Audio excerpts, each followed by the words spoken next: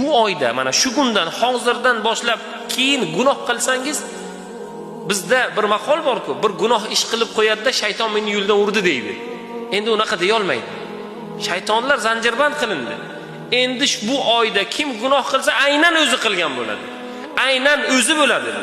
Oynaga qarab, qilayotgan qilmishingizga qarab, birodar bir tafakkur qiling. Bugun qilayotgan qilmishimiz dangasalik bo'ladimi, nafs bo'ladimi yoki yomonlik bo'ladimi? Uni vasvasa deb bundan oldingi oylarda aytganmizmi? Nimadirlar bahona qilgan bo'lsak, bahonani chetga suringda, bugundan boshlab erta indin Ramazonning oxirigacha qilayotgan ishlaringiz aynan o'zingiz o'sha. Unda shaytonning biror bir aybi yo'q. Shaytonni bugungi kunda bahona qila olmaysiz. Chunki shaytonlarni Alloh Ramazon kirishi bilan zanjirband qildi. Shuning uchun Alloh taolodan fazl so'rangki, Alloh bizni sizni Ramazonda taqvoli qilsin. Ramazonning asari bizga bilinsin. Qandayinki, kecha qanday edik?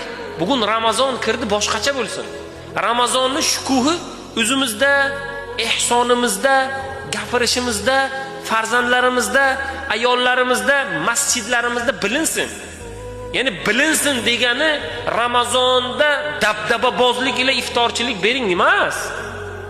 Odobda, tarbiyada, taqvoda, ya'ni ruhoniyatda, ruhiy tarbiyada Ramazonning kirganligi bilinsin.